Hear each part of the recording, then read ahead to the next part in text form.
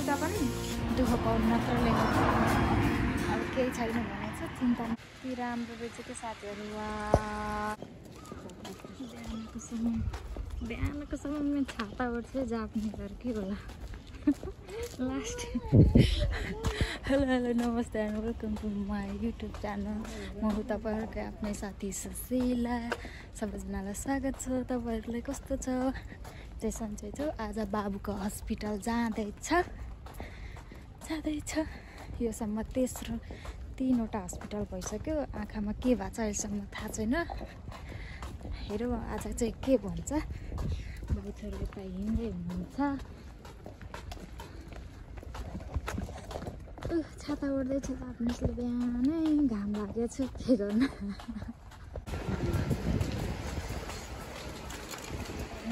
स्टेसनमा मान्छे आज त थोरै घुम्न यहाँ त होइन, घुम्न यहाँ जस्तो पनि छोटो भिडियो बनाउनु पऱ्यो भनेर आज चाहिँ भिडियो बनाउँदै हिँड्दैछु।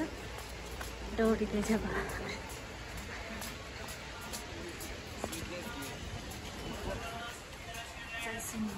स्टेसन हो।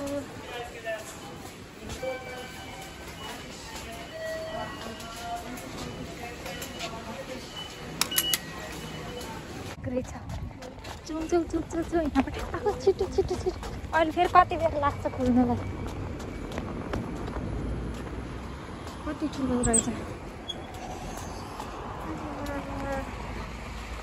ट्रेनबाट झऱ्यो अनि बाहिर निस्केको साथीहरू। अब नयाँ ठाउँ। अब यहाँबाट हिँड्दै 15 मिनट 20 मिनट लाग्छ क्या हो हस्पिटल पुग्नलाई। आज को बाँध्दैछ पुलिस चौकी। ढुङ्गा टिप्ने मान्छे यही हो। ढुङ्गा बोके के लाई त्यो ढुङ्गा बोकेका भन त। माछालाई लगिदिनु घरमा। पार्क एकछिन छिर्नु पर्यो। ए कति राम्रो पेटी रहेछ हेर न। अब घुम्दै जानु पर्यो। हेर न अब घुम्न जस्तो पनि भयो। हस्पिटल जानुलाई आएको मान्छेहरू अब हिँड्दै भिडियो बनाउँदै सरारा जानुपर्छ।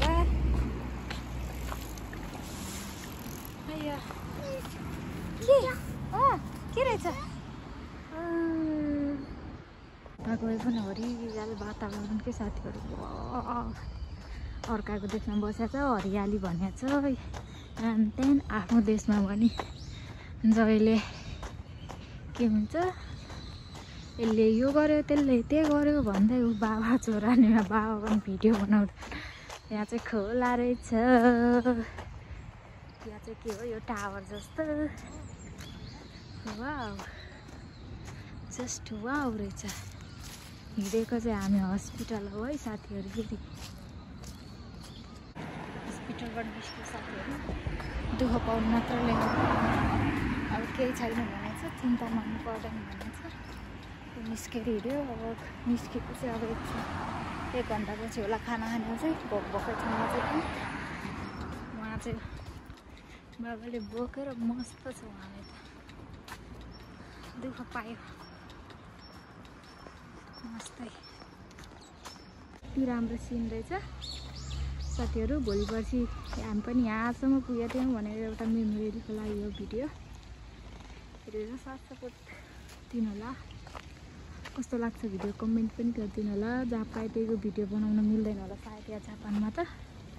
तै पनि बनाउँदैछ।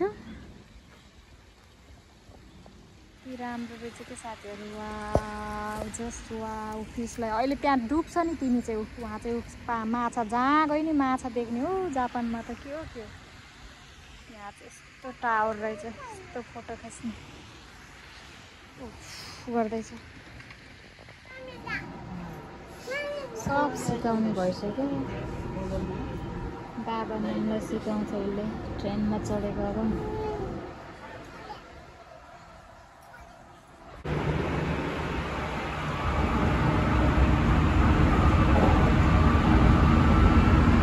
हिरो साहब चाहिँ यहाँ हुनुहुन्छ, बसिराख्नु भएको छ। अहिले डेभलप हुने हाम्रो नेपाल यसरी।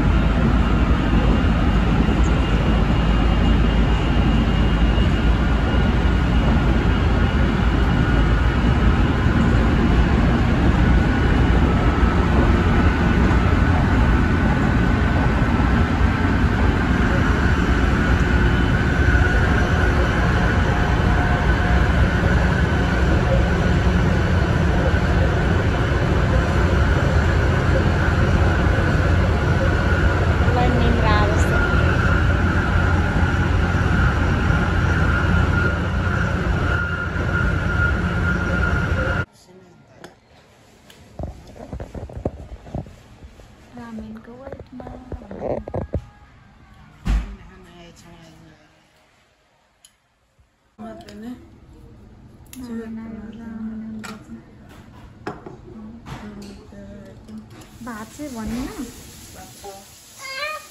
एउटा पनि